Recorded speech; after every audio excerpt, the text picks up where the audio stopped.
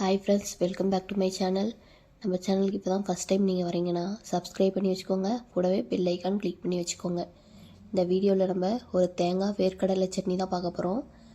வேர்க்கடலையை வறுத்து அதோட புட்டை நீக்கி செய்யாமல் ஒரு டைம் பொரித்து செஞ்சு பாருங்கள். டேஸ்ட்டு ரொம்ப டிஃப்ரெண்ட்டாக இருக்கும், நல்லாவும் இருக்கும். இது வரையும் செஞ்சுருக்க மாட்டீங்கன்னு நினைக்கிறேன். இந்த மாதிரி ட்ரை பண்ணுங்கள். வேலையும் மிச்சம், டைம் ரொம்ப சேவ் ஆகும். டேஸ்ட்டும் அதை விட சூப்பராக இருக்கும். வாங்க பார்க்கலாம். ஒரு கடாயை வச்சுக்கோங்க. அதில் கொஞ்சமாக எண்ணெய் விட்டு எண்ணெய் நல்லா சூடேறட்டும்.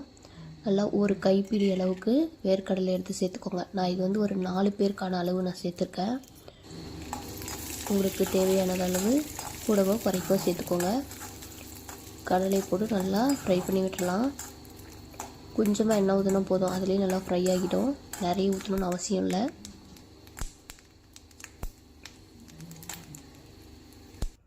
நல்லா பாருங்கள், நல்லாவே புரிஞ்சிச்சு. கலர்லாம் ரொம்ப மாறிடுச்சு. இப்போ இதை தனியாக எடுத்து வச்சிடலாம். நான் ஒரு பாத்திரத்தில் தனியாக எடுத்து வச்சுட்டேன். அப்புறம் அதே கடாயில் கொஞ்சமாக எண்ணெய் இருக்குது. அதுலேயே ஒரு 4 பல் பூண்டு போட்டுக்கிறேன். அப்புறம் உங்கள் காரத்துக்கு ஏற்ப மிளகா போட்டுக்கோங்க. நான் ஒரு 3 வரமிளகா போட்டிருக்கேன். நீங்கள் உங்கள் காரத்துக்கு ஏற்ப போட்டுக்கோங்க. இதையும் நல்லா ஃப்ரை பண்ணிடலாம். அப்புறம் கொஞ்சமாக புளி சேர்த்துக்கோங்க. புளி வந்து கொஞ்சமாக சேர்த்தா போதும், அது ரொம்ப சேர்த்திங்கன்னா ரொம்ப புளிப்பாயிடும். அப்புறம் பார்த்திங்கன்னா ஒரு சின்ன முடி தேங்காய் வந்து குட்டி குட்டியாக கட் பண்ணி அதையும் சேர்த்துருக்கேன். நல்லா கலந்துட்டுருங்க.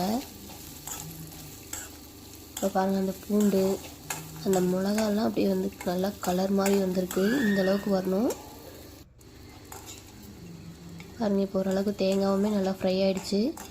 தேங்காய் ரொம்ப ஃப்ரை ஆகணும்லாம் இல்லை, லைட்டாக ஓரளவுக்கு இருந்தாலே போதும். பாருங்கள், ரெண்டையும் தனித்தனியாக எடுத்து ஆற வச்சுட்டேன். இப்போது இதில் கொஞ்சமாக உப்பு சேர்த்துக்கலாம். உப்பு சேர்த்து அரைச்சிட்டு வந்துடலாம். பாருங்கள், அரைச்சாச்சு. பச்சை மிளகா போட்டு செஞ்சிங்கன்னா இன்னும் நல்லாயிருக்கும். பட் ஒவ்வொருத்தருக்கு ஒவ்வொரு டேஸ்ட்டு.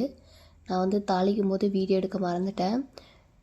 நீங்கள் அரைச்சிட்ட பின்னாடி ஒரு வானலில் எண்ணெய் ஊற்றி கொஞ்சமாக கடுகு, உளுத்தம் பருப்பு, கருவேப்பிலை போட்டு நல்லா தாளித்து கொட்டிக்கோங்க. பாருங்கள் எப்படி இருக்குன்னு. நல்லாயிருக்கு, சாப்பிட தோணுது.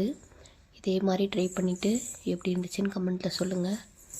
அப்புறம் இந்த சட்னிக்கு உங்களுக்கு ஏற்ற சைடிஷ் எதுன்னு கமெண்ட்டை சொல்லுங்கள். நிறைய பேர் வந்து களியும் வேர்க்கடலை சட்னி ரொம்ப நல்லாயிருக்குன்னு சொல்லுவாங்க. ஆனால் எனக்கு களி பிடிக்காது. நான் இதுவரையும் சாப்பிட்டதே இல்லை. எனக்கு வந்து இட்லி தோசைக்கு ரொம்ப பிடிக்கும். உங்களுக்கு எது பிடிக்கும்னு கமெண்ட்டில் சொல்லுங்கள். தேங்க்யூ.